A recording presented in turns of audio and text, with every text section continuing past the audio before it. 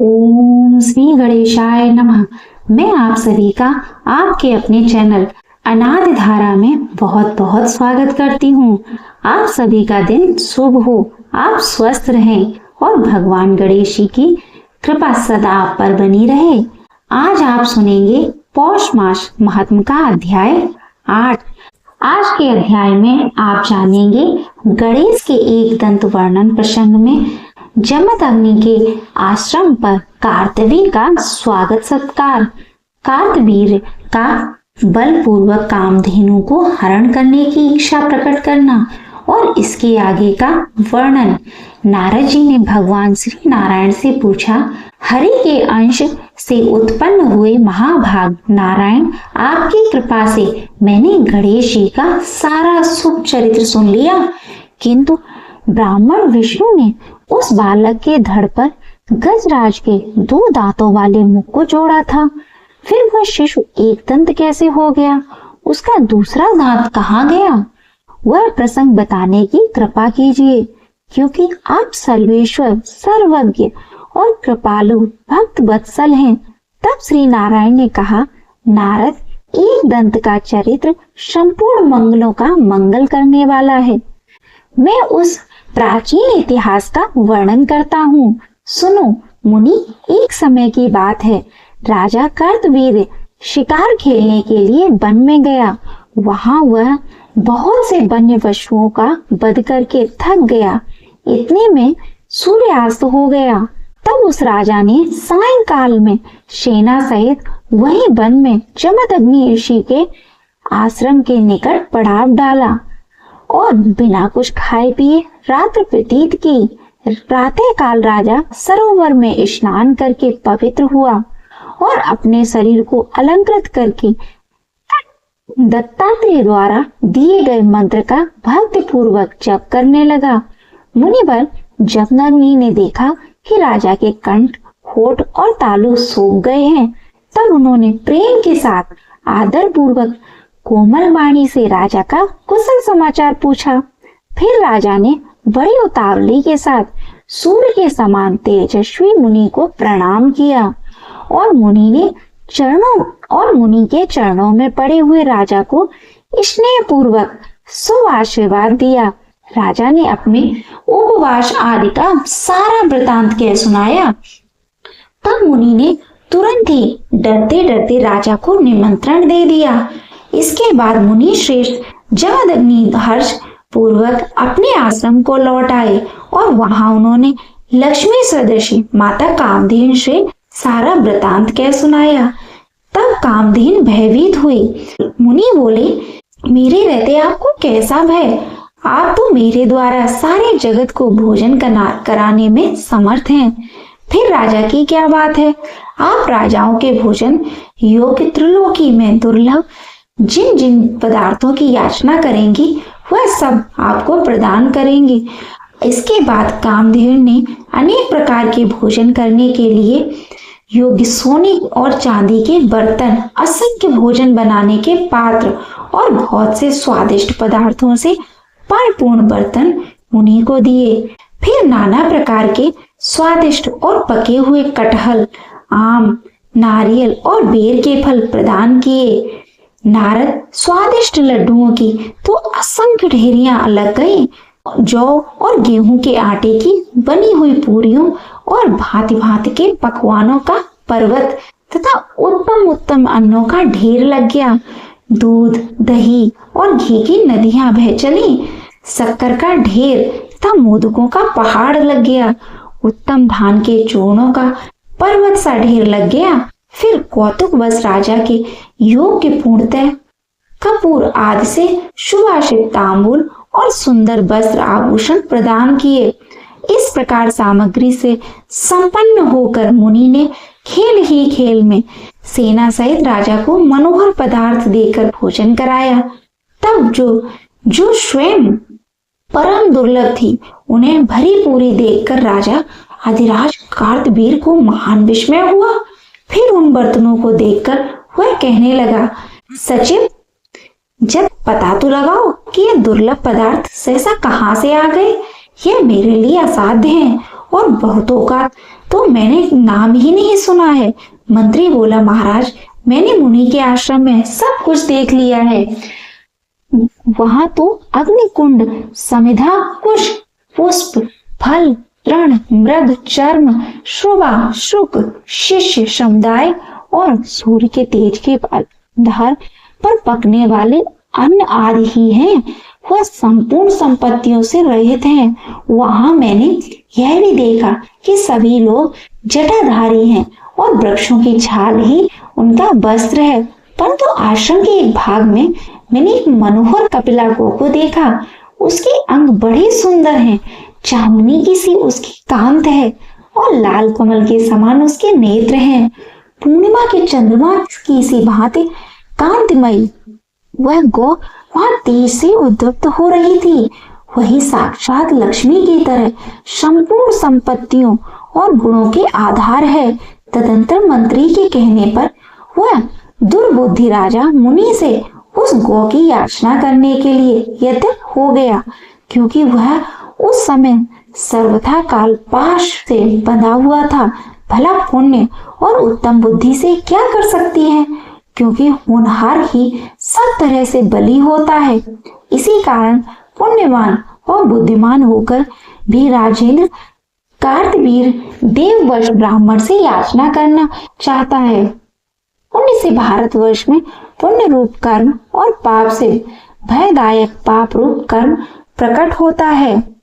पुण्य कर्म से स्वर्ग का भोग करके मनुष्य पुण्य स्थल में जन्म लेता है और पाप कर्म से नरक का भोग करने के बाद प्राणियों की निंदित योनि से उत्पन्न होता है। नारद, कर्म के वर्तमान रहते प्राणियों का उद्धार नहीं होता, इसलिए संत लोग निरंतर कर्म का क्षय ही करते रहते हैं। वही विद्या, वही तप, वही ज्ञान, वही गुरु, वही भाई बंधु, वही माता, वही पिता, वही पुत्र सार्थक है, जो कर्म क्षय में सहायता करता है।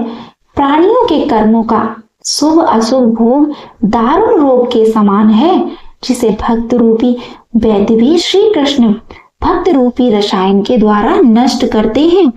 जो जगत का धारण पोषण करने वाली बुद्धिदायिनी माया प्रत्येक जन्म में सेवा के किए जाने पर संतुष्ट होकर भक्त को वह भक्ति प्रदान करती है। इसके बाद माया से विमुक्त हुए राजा कीर्तवीर ने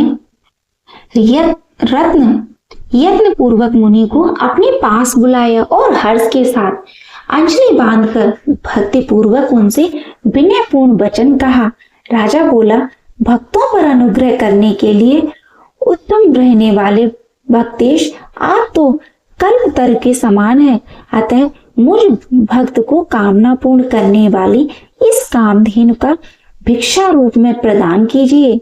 तपोधन आप जैसे दाताओं के लिए भारत में कोई वस्तु अदेय नहीं है।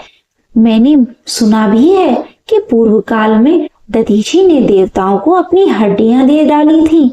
तपो राशि आप तो भारतवर्ष में लीला पूर्वक भंग मात्र से समूह के समूह कामधेनुओं की सृष्टि करने में समर्थ हैं। मुनि ने कहा, राजन, आश्चर्य है, तुम उल्टी बात कह रहे हो। अरे मूर्ख, मैं छली नरेश, मैं ब्राह्मण होकर क्षत्रिय को दान कैसे दूंगा। इस कामधेनु को परमात्मा श्री कृष्ण ने गोलोक में यज्ञ के अवसर पर ब्रह्मा को दिया था। अतः ब्राह्मणों से बढ़कर प्यारी यह गौ देने योग्य नहीं है। भूमिपाल फिर ब्रह्मा ने इसे अपने पितृ पुत्र भृगु को दिया और भृगु ने मुझे दिया। इस प्रकार यह कपिला मेरी पैतृक संपत्ति है। यह कामदेव गोलोक में उत्पन्न हुई है, अतः त्रिलोकी में दुर्लभ है। तब भला मैं लीला पूर्वक ऐसी कपिला की सृष्टि करने में कैसे समर्थ हो सकता हूँ। न तो मैं हलवाहा हूँ और न तुम्हारी सहायता में बुद्धिमान हुआ हूँ। मैं अतिथि को छोड़कर सिर्फ सबको क्षण मात्र में भस्म सात करने की शक्ति रखता हूँ। अतः अपने घर जाओ और अपनी स्त्री पुत्रों को देखो। मुनि की इस वचन को सुनकर राजा को क्रोध आ गया। तब वह मुनि को नमस्कार करके सेना के मध्य में चला गया। उस समय भाग्य ने उसे बाधित कर दिया था, अतः क्रोध के कारण उसके होंठ फड़क रहे थे। उसने सेना के निकट जाकर बलपूर्वक गौ को लाने के लिए नौकरों को भेजा। इधर शोक के कारण जिनका विवेक नष्ट हो गया था, वे मुनिवर जमदग्नि कपिला के सन्निकट जाकर रोने लगे और उन्होंने सारा वृतांत कह सुनाया। तब भक्तों पर अनुग्रह करने के लिए उदित रहने वाली वह गौ, जो साक्षात लक्ष्मी स्वरूपा थी, ब्राह्मण को रोते देखकर बोली।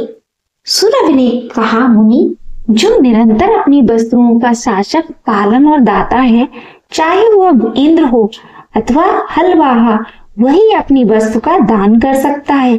तपोधन, यदि आप स्वेच्छा अनुसार मुझे राजा को देंगे तभी मैं स्वेच्छा से अथवा आपकी आज्ञा से उसके साथ जाऊंगी। यदि आप नहीं देंगे तो मैं आपके घर से नहीं जाऊंगी। आप मेरे द्वारा दी गई सेना के सहारे राजा को भगा दीजिए।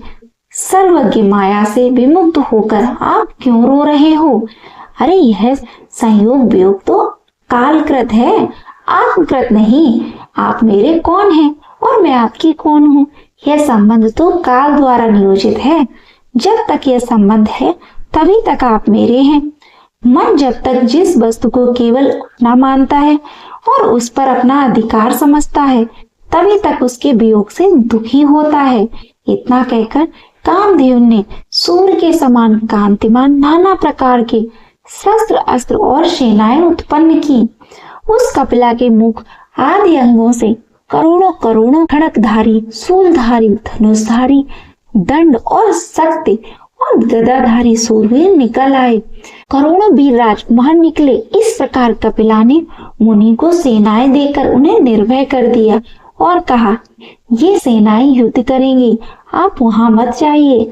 उस सामग्री से संपन्न होने के कारण मुनि को महान हर्ष प्राप्त हुआ। इधर राजा द्वारा भेजे गए वृद्ध ने लौटकर राजा को सारा वृतांत बताया। कपिला की सेना का वृतांत और अपने पक्ष की पराजय सुनकर राजा कार्तवीर्य भयभीत होकर उसके मन में कातरता छा गई। तब उसने दूत भेजकर अपने देश से और सेना मंगवाई। श्री नारायण कहते हैं, नारद, इसके बाद कार्तवीर ने दुखी हृदय से श्री हरि का स्मरण किया और कुपित होकर मुनि के पास दूध भेजकर कहलवाया, मुनि, श्रेष्ठ युद्ध कीजिए और मुचरती एवं व्रत को मेरी अक्षत गौ दीजिए। भली बात विचार करके जो उचित समझिए वही कीजिए। दूध की यह बात सुनकर मुनि जमदग्नि ठहाका मारकर हंस पड़े और जो हितकारक सत्य नीति का सार तत्व था वह सब दूत से कहने लगे।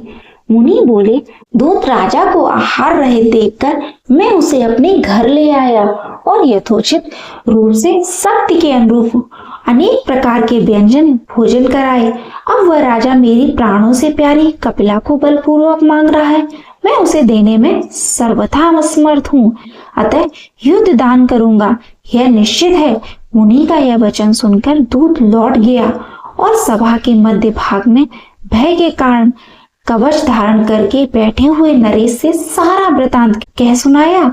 इधर मुनि ने कपिला से कहा, इस समय मैं क्या करूं, क्योंकि जैसे कर्णधार के बिना नौका अनियंत्रित रहती है, वही दशा मेरे बिना इस सेना की हो रही है।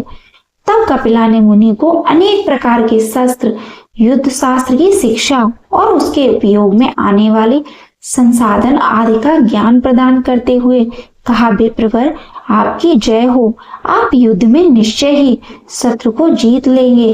तब यह भी ध्रुव की अमोघ दिव्य अस्त्र के बिना आपकी मृत्यु नहीं होगी। आप ब्राह्मण हैं, अतः आपका दत्तात्रेय के शिष्य एवं अमोघ शक्तिधारी राजा के साथ युद्ध होना युक्त नहीं है। ब्राह्मण इतना कहकर मनस्विनी कपिला चुप हो गई। तब मुनि ने सेना को सुसज्जित किया और उस सारी सेना को साथ लेकर वे युद्ध स्थल को प्रस्थान कर गए। उधर राजा भी युद्ध के लिए आ डटा। उसने मुनि जमदग्नि को प्रणाम किया। फिर दोनों सेनाओं में अत्यंत दुष्कर युद्ध होने लगा। उस युद्ध में कपिला की सेना ने बलपूर्वक राजा की सारी सेना को जीत लिया और खेली खेल में राजा के विचित्र रथ को चूर चूर कर दिया। फिर हंसते हंसते राजा के कवच और धनुष को भी छिन्न भिन्न कर डाला। इस प्रकार राजा कार्तवीर कपिला की सेना को जीतने में असमर्थ हो गया। उन सेनाओं ने शास्त्रों की भाषा से राजा को हथियार रख देने के लिए विवश कर दिया। इसके बाद बाणों तथा शस्त्रों की वर्षा से राजा मूर्छित हो गया। उस समय राजा की सेना तो मर चुकी थी और कुछ भाग खड़ी हुई। मुनि जब कृपा सागर मुनिवर जमदग्नि ने देखा कि मेरी अतिथि बना हुआ राजेश्वर कीर्तिवीर मूर्छित हो गया है, तब कृपा पार्श्व होकर उन्होंने उस सेना को लौटा दिया। फिर तो अकृत्रिम सेना जाकर कपिल के शरीर में विलीन हो गई और उसके बाद कृपालु मुनि ने शीघ्र ही राजा को अपनी चरण धूलि देकर तुम्हारी जय हो ऐसा शुभ आशीर्वाद प्रदान किया और अपने कमंडलों के जल की छींके देकर उसे चैतन्य कराया। होश में आने पर वह राजा युद्ध भूमि में उठकर खड़ा हो गया और भक्तिपूर्वक हाथ जोड़ते हुए उसने मुनि को सिर झुकाकर प्रणाम किया। तब मुनि ने राजा को शुभ आशीर्वाद देकर हृदय लगा लिया और पुनः उसे स्नान कराकर यत्न पूर्वक भोजन कराया। उसके बाद मुनि ने राजा से कहा, नरेश अब तुम अपने घर लौट जाओ। तब राजा ने कहा, महाभाव युद्ध कीजिए अथवा मेरी अभीष्ट गौ मुझे समर्पित कीजिए। नारायण कहते हैं, नारद भूपाल के वचन को सुनकर मुनिवर ने श्री हरि का स्मरण करके जो हित कर सकते और नीति का सार था ऐसा वचन कहना आरंभ किया। मुनि ने कहा, महाभाग अपने घर को जाओ और सनातन धर्म की रक्षा करो, क्योंकि धर्म के सुरक्षित रहने पर सारी संपत्तियां सदा स्थिर रूप से निवास करती हैं। यह पूर्णतया निश्चित है। राजा तुम्हें भोजन से वंचित देखकर मैं अपने घर लाया और विधि पूर्वक यथाशक्ति तुम्हारा आदर सत्कार किया। इस समय तुम्हें मूर्छित देखकर मैंने चरण धुली और शुभ आशीर्वाद दिया, जिससे तुम्हारी मूर्छा दूर हुई। अतः तुम्हारा ऐसा कहना उचित नहीं है। उस वचन को सुनकर राजा ने मुनि को प्रणाम किया और दूसरे रथ पर सवार होकर युद्ध कीजिए ऐसा ललकारा। तब मुनि भी कवच धारण करके उससे युद्ध करने के लिए उद्यत हो गए। क्रोध के कारण राजा की बुद्धि मारी गई थी, अतः वह मुनि के साथ जूझने लगा। मुनि ने कपिला द्वारा दी गई शक्ति और शस्त्र के बल से राजा को शस्त्रहीन करके मूर्छित कर दिया। तब कमल लोचन राजा कीर्तिवीर पुनः होश में आकर क्रोध पूर्वक मुनि के साथ लौ लेने लगा। इस राजा ने समर भूमि में अग्नि अस्त्र का प्रयोग किया। तब मुनि ने वरुण अस्त्र द्वारा उसे हंसते हंसते शांत कर दिया। फिर राजा ने रणभूमि में मुनि के ऊपर वरुणास्त्र फेंका। तब मुनि ने लीला पूर्वक बाह्य अस्त्र द्वारा उसे शांत कर दिया। इस प्रकार उन दोनों में भयंकर युद्ध होने लगा। फिर युद्ध स्थल में हंसते हुए मुनि ने खेल ही खेल में नाग अस्त्र द्वारा राजा के सभी मंत्रियों को बांधकर कैद कर दिया। फिर लीला पूर्वक उत्तम मंत्र का प्रयोग करके उस राजा को जगाया और बंधे हुए सभी मंत्रियों को उसे दिखाया। राजा को दिखाकर मुनि ने तत्काल ही उन्हें बंधन मुक्त कर दिया और नरेश को आशीर्वाद देकर कहा, राजन अब तुम्हें घर जाओ। परंतु राजा क्रोध से भरा हुआ था। उसने उठकर त्रिशूल उठा लिया और यत्न पूर्वक उसे मुनि पर फेंक दिया। तब मुनि ने उस पर शक्ति से प्रहार किया। इस बीच इस युद्ध स्थल में ब्रह्मा ने आकर उत्तम नीति द्वारा उन दोनों में परस्पर प्रेम स्थापित कर दिया। तब मुनि ने संतुष्ट होकर रण क्षेत्र में ब्रह्मा के चरणों में प्रणाम कर राजा ब्रह्मा तथा मुनि को नमस्कार करके अपने घर को चला गया। फिर मुनि और ब्रह्मा अपने अपने भवन को चले गए। इस प्रकार इसका वर्णन तो कर दिया, अब तुमसे कुछ और कहूंगा, इसका भी वर्णन सुनना। इसके बाद जो कुछ भी नारायण भगवान ने नारद जी से कहा था उसका वर्णन आप लोग अगले अध्याय में सुनेंगे। अब आप सुनिए श्रीमद् भागवत गीता का महात्म्य 8। भगवान शिव कहते हैं, देवी अब 8वें महात्म्य का महात्म्य सुनो। इसके सुनने से तुम्हें बड़ी प्रसन्नता होगी। लक्ष्मी जी के पूछने पर भगवान विष्णु ने उन्हें इस प्रकार 8वें अध्याय का महात्म्य बताया था। दक्षिण देश में अमरदपुर नामक एक प्रसिद्ध नगर है। वहाँ भाव शर्मा नामक एक ब्राह्मण रहता था, जिसने वेश्या को पत्नी बनाकर रखा था। वह मांस खाता, मदिरा पीता और श्रेष्ठ पुरुषों का धन चुराता, पराई स्त्री से व्यभिचार करता और शिकार खेलने में दिलचस्पी रखता था। वह बड़े भयानक स्वभाव का था और मन में बड़े बड़े घोंसले रखता था। एक दिन मदिरा पीने वालों का समाज जुटा था। उसमें भव शर्मा ने भर पेट ताड़ी पी, खूब गले तक उसे चढ़ाया। अतः अजीर्ण से अत्यंत पीड़ित होकर वह पाप आत्मा कालवश मर गया और बहुत बड़ा ताड़ का वृक्ष हुआ। उसकी घनी और ठंडी छाया का आश्रय लेकर ब्रह्म राक्षस भाव को प्राप्त हुआ। कोई तपित वहां रहा करते थे। उनके पूर्व जन्म की घटना इस प्रकार है। एक कुशीबल नामक ब्राह्मण था, जो वेद वेदांग के तत्वों का ज्ञाता, संपूर्ण शस्त्रों के अर्थ का विशेषज्ञ और सदाचारी था। उसकी स्त्री का नाम कुमति था। वह बड़े खोटे विचार की थी। वह ब्राह्मण विद्वान होने पर भी अत्यंत लोभस अपनी स्त्री के साथ प्रतिदिन भैंस, काल पुरुष और घोड़े आदि दानों को ग्रहण किया करता था, परंतु दूसरे ब्राह्मणों को दान में मिली हुई कौड़ी भी नहीं देता था। वे ही दोनों पति पत्नी कालवश मृत्यु को प्राप्त होकर ब्रह्म राक्षस हुए। वे भूख और प्यास से पीड़ित होकर इस पृथ्वी पर घूमने लगे। घूमते हुए उस ताड़ वृक्ष के पास आए और उसके मूल भाग में विश्राम करने लगे। इसके बाद पत्नी के पति से पूछा, नाथ, हम लोगों का यह महान दुख कैसे दूर होगा? ब्रह्म राक्षस योनि से किस प्रकार हम दोनों मुक्त होंगे? तब उस ब्राह्मण ने कहा, ब्रह्म विद्या के उपदेश, अध्यात्म तप के विचार और कर्म विधि के ज्ञान बिना किसी प्रकार के संकट से छुटकारा मिल सकता है।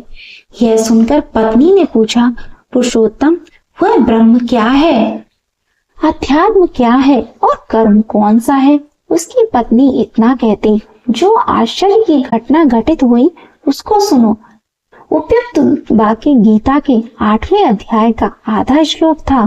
उसके श्रवण से वह वृक्ष उस समय ताड़ के रूप को त्याग कर भाव शर्मा नामक ब्राह्मण हो गया। तत्काल ज्ञान होने से विशुद्ध चित्त होकर वह पाप के चोले से मुक्त हो गया तथा वह आधे श्लोक के ही महात्म से वे पति पत्नी भी मुक्त हो गए। उनके मुख से 8वें अध्याय का आधा श्लोक निकल पड़ा था। इसके बाद आकाश से एक दिव्य विमान आया और वे दोनों पति पत्नी उस विमान पर आरूढ़ होकर स्वर्ग को चले गए। वहां का यह सारा वृतांत अत्यंत आश्चर्यजनक था। उसके बाद वह बुद्धिमान ब्राह्मण भव शर्मा ने आदर पूर्वक उस आधे श्लोक को लिखा और देवदेव जनार्दन की आराधना करने की इच्छा से वह मुक्तिदायिनी काशीपुरम में चला गया। वहां उस उदार बुद्धि वाले ब्राह्मण ने भारी तपस्या आरंभ की। उसी समय क्षीर सागर की कन्या भगवती लक्ष्मी ने हाथ जोड़कर देवताओं के भी देवता जगतपति जनार्दन से पूछा, नाथ, आप सहसा नींद त्याग कर खड़े हो गए। श्री भगवान कहने लगे, देवी, काशीपुरी में भागीरथी के तट पर बुद्धिमान ब्राह्मण भव शर्मा ने मेरी भक्ति रस से परिपूर्ण होकर अत्यंत कठोर तपस्या कर रहा है।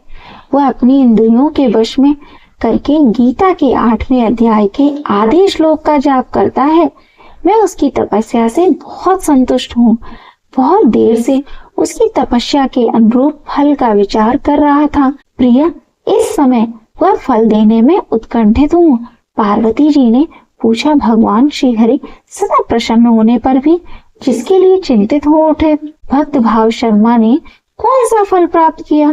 श्री महादेव जी बोले, देवी, द्विश्रेष्ठ भाव शर्मा प्रसन्न हुए भगवान विष्णु के प्रसाद को पाकर अत्यधिक सुख अर्थात मोक्ष को प्राप्त हुआ तथा उसके अन्य वंशज भी जो नरक यातना में पड़े थे, उसी के शुद्ध कर्म से भगवत धाम को प्राप्त हुए।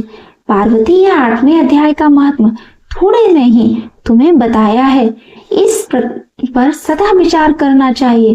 अब सुनिए श्रीमद्भागवत गीता का अध्याय 8। अर्जुन ने भगवान श्री कृष्ण से कहा, भगवान, हे पुरुषोत्तम, ब्रह्मा क्या है, आत्मा क्या है सकाम कर्म क्या है, यह भौतिक जगत क्या है तथा देवता क्या है, कृपा करके सब मुझे बताइए। हे मधुसूदन, यज्ञ का स्वामी कौन है और वह शरीर में कैसे रहता है, और मृत्यु के समय भक्ति में लगे रहने वाले आपको कैसे जान पाते हैं।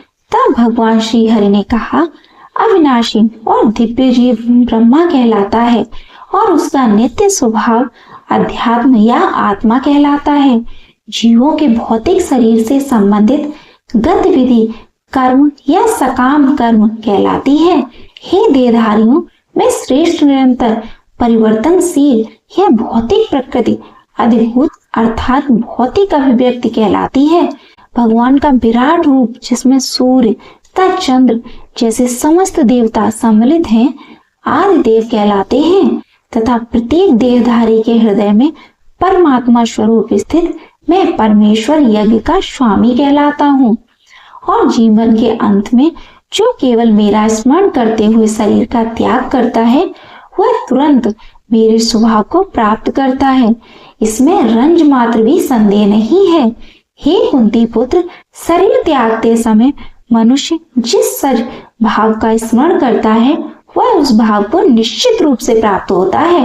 अतः हे अर्जुन, तुम्हें सदैव कृष्ण रूप में मेरा चिंतन करना चाहिए और साथ ही युद्ध करने के कर्तव्य को भी पूरा करना चाहिए। अपने कर्मों को मुझे समर्पित करके तथा अपने मन एवं बुद्धि को मुझ में स्थिर करके तुम निश्चय रूप से मुझे प्राप्त कर सकोगे। हे पार्थ, जो व्यक्ति मेरा स्मरण करने में अपना मन निरंतर लगाए रखकर अविचलित भाव से भगवान के रूप में मेरा ध्यान करता है, वह मुझे अवश्य ही प्राप्त होता है। मनुष्य को चाहिए कि परम पुरुष का ध्यान सर्वज्ञ पुरातन नियंता रघुतम से भी रघुतम प्रत्येक के पालन करता समस्त भौतिक बुद्धि से परे अचित्य तथा नित्य पुरुष के रूप में करे। वे सूर्य की भांति तेजवान हैं और इस भौतिक प्रकृति से परे दिव्य रूप हैं। मृत्यु के समय जो व्यक्ति अपने प्राण को भौं के मध्य स्थिर कर लेता है, वह योग शक्ति के द्वारा अविचलित मन से पूर्ण भक्ति के साथ परमेश्वर के स्मरण में अपने को लगाता है, वह निश्चित रूप से भगवान को प्राप्त होता है। जो वेदों के ज्ञाता हैं और ओंकार का उच्चारण करते हैं और जो संन्यास आश्रम के बड़े बड़े मुनि वे ब्रह्म में प्रवेश करते हैं, ऐसी सिद्धि की इच्छा करने वाले ब्रह्मचर्य व्रत का अभ्यास करते हैं। अब मैं तुम्हें वह विधि बताऊंगा जिससे कोई भी व्यक्ति मुक्ति लाभ कर सकता है। समस्त इंद्रिय क्रियाओं से विरक्त को योग की स्थिति अर्थात योग धारण कहा जाता है। इंद्रियों के समस्त द्वारों को बंद करके तथा मन को हृदय और प्राण वायु को सिर पर केंद्रित करके मनुष्य अपने को योग में स्थापित करता है।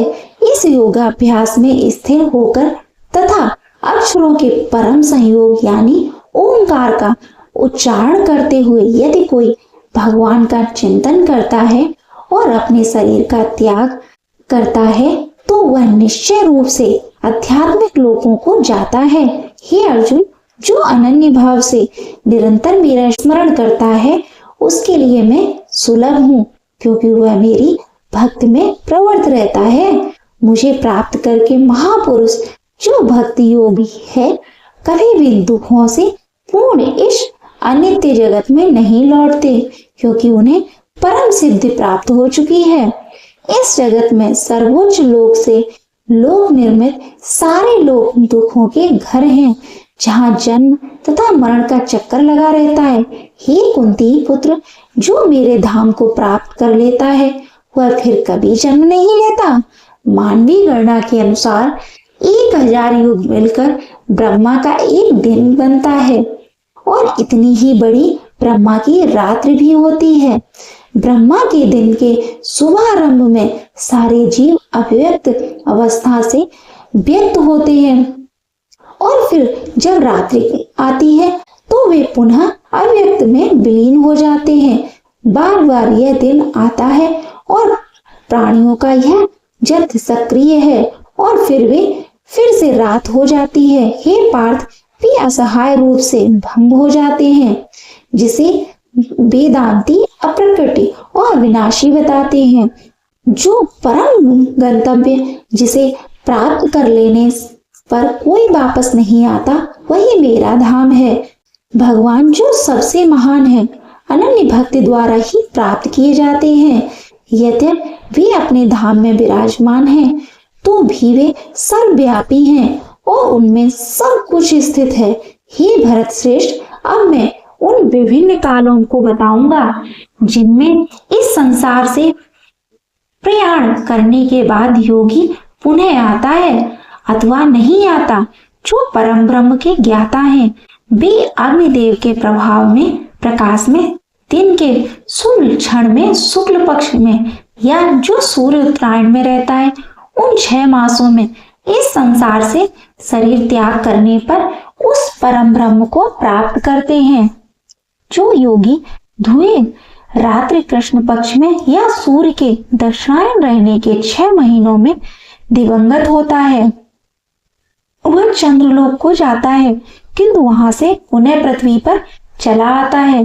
वैदिक मत अनुसार इस संसार से प्रयाण करने के 2 मार्ग हैं, एक प्रकाश का तो दूसरा अंधकार का। जब मनुष्य प्रकाश के मार्ग से आता है तो वह वापस नहीं जाता, किंतु अंधकार के मार्ग से आने वाला पुनः लौट कर आता है। हे अर्जुन, यद्यपि भक्तगण इन दोनों मार्गों को जानते हैं, किंतु वे मोहग्रस्त नहीं होते। अतः तुम भक्ति में सदैव स्थिर रहो। जो व्यक्ति भक्ति मार्ग स्वीकार करता है, वह वेद अध्ययन, तपस्या, दान, दार्शनिक तथा सकाम कर्म करने से प्राप्त होने वाले फलों से वंचित नहीं होता। वह मात्र भक्ति संपन्न करने के इन समस्त फलों की प्राप्ति करता है और अंत में परम नित्य धाम को प्राप्त होता है। हरे कृष्णा। श्रीमद् भागवत गीता का 8वां अध्याय संपूर्ण हुआ।